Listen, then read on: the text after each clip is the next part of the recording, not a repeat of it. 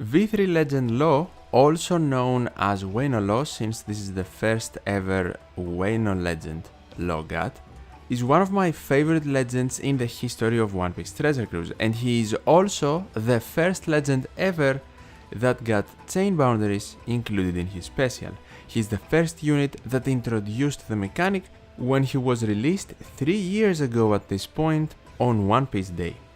First of all, I want to say wow, Wano Law has already been out for more than 3 years, but second of all, he is now getting a super evolution. And since this is one of my favorite legends in the game, I want to discuss about it to see how good it is and how much better Wano Law will become. I also want to mention, for anyone wondering, you can obtain his Super Evolution Skulls from the upcoming Kizuna. First things first, I want to talk about the artwork. I think the 6-star artwork before the Super Evolution is infinitely better. It is such a great artwork, also I think one of my favorites in the game. I love that artwork, the colors are very good, the cape, the yellow color it has, I absolutely love it, and the Wano pedals and everything, it is just a great artwork. With the Super Evolution, unfortunately, he moves out of that attire and he goes to Onigashima Law, which is still a cool look for Law in general, but since we have seen so many Onigashima Law attire legends already, or units in general, because Rare Recruits 2, not specifically legends, even free-to-play units, so I would have simply preferred them going a different direction with his artwork. At the end of the day, the attire he had in his unevolved and pre-Super Evolution forms is not even considered to be canon. I'm pretty certain he never actually wore that during the entire arc of Wano, except if I am incredibly mistaken and I forgot about it. But since this is an One Piece Day legend either way, in my opinion they should have stuck to the original theme, and I'm pretty disappointed they didn't. Let's get to the abilities though, I know a lot of people care more about that. For his captain ability, he maintains the theme of reducing damage and providing end of turn healing, but now he has better overall multipliers. He boosts an extra class because he used to boost Free Spirit, Fighter and Striker units. Now he also boosts Slashers. Something that never really made sense about this law is that he is a Slasher, but he could not give them an attack boost from his captain ability. It was always weird, it is fixed now. If you are maximum HP or overhealed, he went from a 4.5 times boost to 5.25 times, so that is a very good boost. And then if you are not at full HP, he was 4 times, not very good as a captain of course, to now 4.5 times his previous maximum essentially.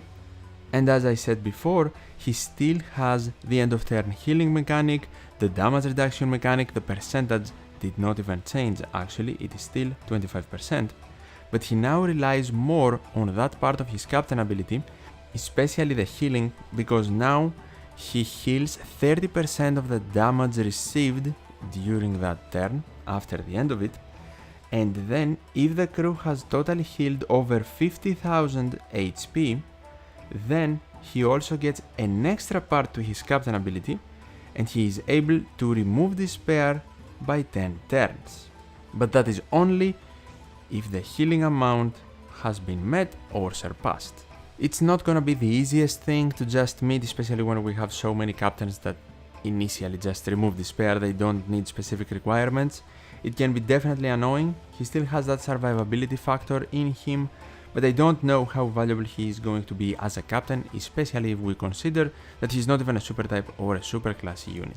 Cool upgrade with the multipliers, and he also makes int slots matching now, but the thing is, he was never really an amazing captain, he was always more of a sub-unit, a crewmate preferred legend, and I would say that remains the same, even though his upgrade can definitely be helpful.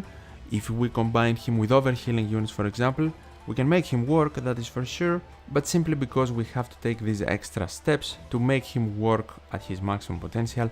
It's not like he all of a sudden becomes an amazing captain. Things will pretty much stay the same and we are going to predominantly see him as a crewmate.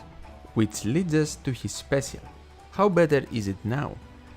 First of all, he gets an HP cut, which can be useful mainly to attach him with supports that as a requirement they expect the unit they are attached to do damage before they actually work, so that is a positive. He also gains the ability to apply end of turn damage, which is definitely good because that can help you deal with resilience, and coming from a unit that can also provide damage, it is a good combination even though he doesn't get specific utility added other than that, and the manipulation of slots he already actually had. The rest of his special actually remains very similar, the slots, and then if your captain has one of the specific classes, you get an ore boost for 2 turns, but instead of 2.25 times, 2.5 times, and if your captain has one of the other group of classes, then chain boundaries are applied, but the multiplier is the exact same.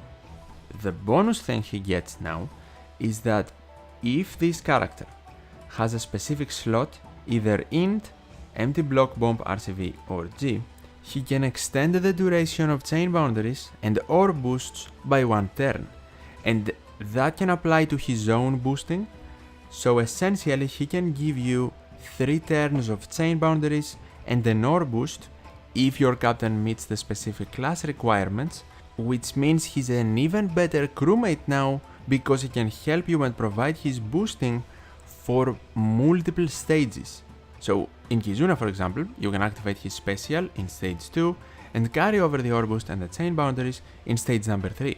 That can be big help, first of all, because you get the damage into different stages, but it can also help you avoid interruption and even intimidation. If we actually check his level limit break, at level 3 he gets the captain ability boost, where he has better multipliers, more end of turn healing, and then he actually can help you make int slots into Wano, but also decreases the amount needed for healing in order for him to be able to remove despair from 50,000 excess healing to 30,000.